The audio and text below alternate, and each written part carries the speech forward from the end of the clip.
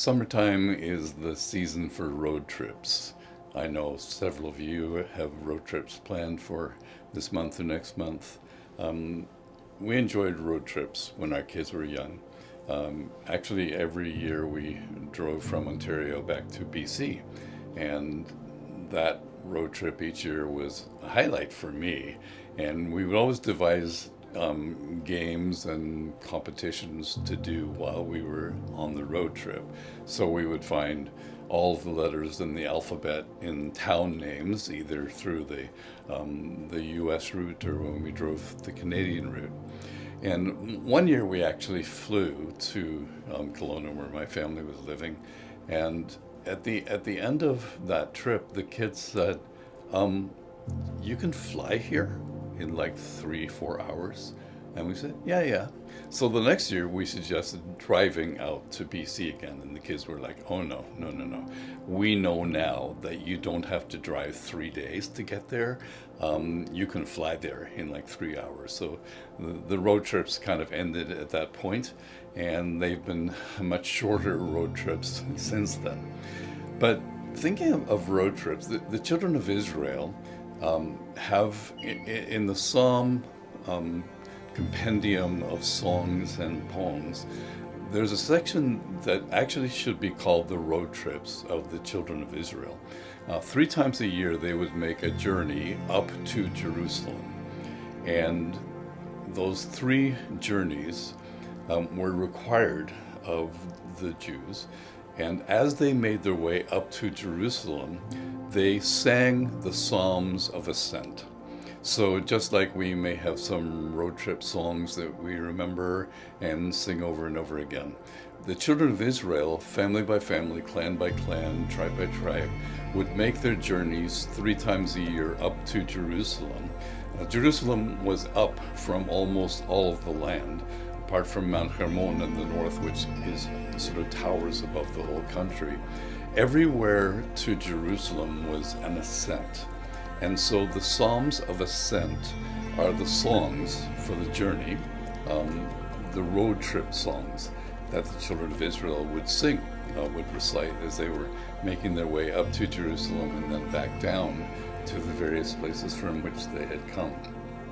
Psalm 121 is one of those psalms, and it's a curious psalm because it begins with a verse that kind of perplexed me for years. Here's the way it begins: "I lift up my eyes to the hills. Where does my help come from?" Now, that's a good translation. I grew up with the King James that said this: "I lift up my eyes to the hills. Whence cometh my help?" As though it's a simple sentence. And I didn't understand what that meant. How is it that I would lift up my eyes to the hills? Because my help is coming from there.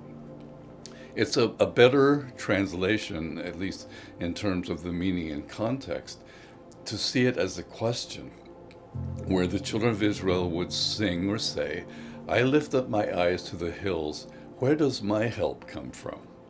So as they were making these journeys, they would see the hills around, and they would notice that on the top of these hills there were stones, or there were like trees or living sticks or sticks.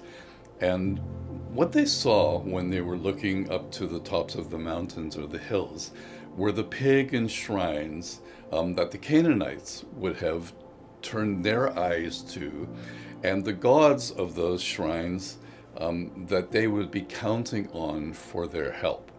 So the Canaanites who would be making their journeys through the land would be depending on the gods of the shrines of the stones and the sticks on the tops of the hills.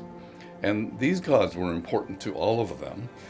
They were mainly fertility gods, so they would be looking for help for the fertility of their wives, the fertility of their lands and their crops. And so they would be turning, as they journeyed through their own lives and their own journeys, to the hills where they would think about their pagan gods or their gods. When the children of Israel looked to the top of the hills, the same question occurred to them: where do I turn to for help? Where does my help come from? And the immediate apparent answer in the Canaanite setting would have been, well, my help would come from these gods that have their shrines on the tops of the hills. But the Israelites had a completely different and very refreshing answer. Where does my help come from? My help comes from the one who made heaven and earth. So rather than worshiping things that were created by God, the Israelites would understand the help that they needed in their lives would come from the one who made heaven and earth. So the psalm goes on like this. I lift up my eyes to the hills. Where does my help come from? My help comes from the Lord, the maker of heaven and earth. And then the assurance that they had as they would go on their journeys. He will not let your foot slip. He who watches you will not slumber. Indeed, he who watches over Israel will neither slumber nor sleep. The Lord watches over you. The Lord is your shade. The sun will not harm you by day, the moon by night.